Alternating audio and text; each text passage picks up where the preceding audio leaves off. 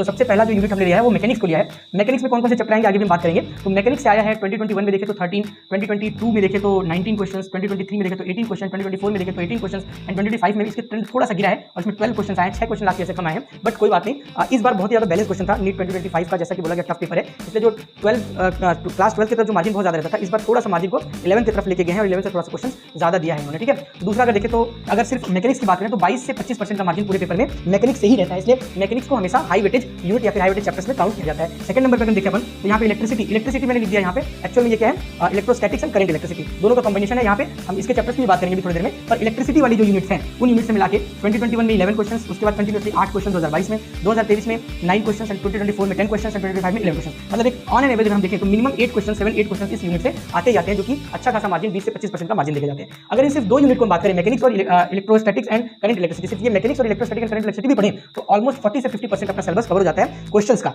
नहीं, क्वेश्चंस का जो मार्जिन है 40 से 50% हम कवर कर लेते हैं। तो सोच सकते हैं कि ये दो यूनिट कितने ज्यादा इंपॉर्टेंट है। एक्चुअली ये यूनिट जो मार्जिन लेके आ रहे हैं तो इसमें यूनिट्स भी बहुत ज्यादा है। ये मैकेनिक्स में ऑलमोस्ट कंप्लीट 11 आ जाती है, 2-3 चीजों को छोड़ के, जैसे कि हीट एंड थर्मोडायनामिक्स को छोड़ दिया जाए तो ऑलमोस्ट सारी की सारी 11 की चैप्टर्स जो है वो मैकेनिक्स के अंदर कवर हो जाते हैं, ठीक है। अब इसको भी हम लिखेंगे तो आप खुद में समझ पाएंगे। थर्ड अगर चैप्टर की बात करें तो यहाँ पे मैग्नेटिज्म देख लीजिए।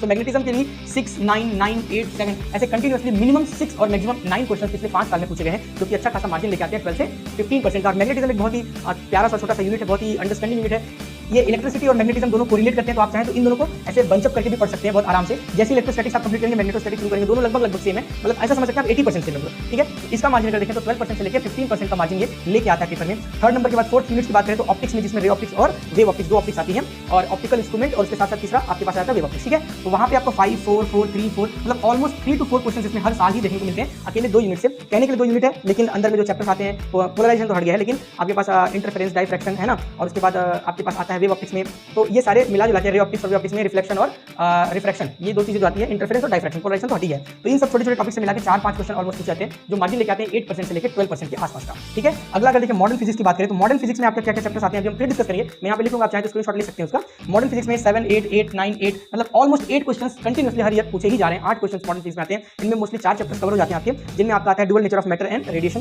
दूसरे नंबर पे आता है एटम्स, तीसरे नंबर पे न्यूक्लियाई, और चौथे नंबर पे सेमीकंडक्टर इलेक्ट्रॉनिक्स। यानी बहुत ही ज्यादा, अगर मैं बोलूं सब में इजीएस्ट कौन सा है तो मैं बोलूंगा मॉडर्न फिजिक्स। सबसे आसानी से अगर आपको नंबर कवर करने हैं 7 to 8 क्वेश्चन को अगर आपको पैक करना है तो आप मॉडर्न फिजिक्स पे खूब ध्यान दीजिए। कम से कम समय प्रिपरेशन होता है, आसान से आसान क्वेश्चन आता है और मजेदार मार्जिन लेके आता है 15 से 18% का, ठीक है। अगर लास्ट और नॉट लीस्ट की बात करें तो यहाँ पे हीट एंड थर्मोडायनामिक्स के चैप्टर्स हैं। हीट एंड थर्मोडायनामिक्स के चैप्टर्स के ऑलमोस्ट 2 से 3 क्वेश्चन हर बार पूछे ही जाते हैं, तो मिनिमम 2 मान सकते हैं, मैक्सिमम 3 क्वेश्चन से पूछे गए हैं, जिसमें कि आपके क्या क्या जाते हैं, थर्मल प्रॉपर्टीज ऑफ मैटर आ जाता है, उसके बाद क्या आ जाता है थर्मोडायनामिक्स और केटीजी यानी काइनेटिक थ्योरी ऑफ गैसेस।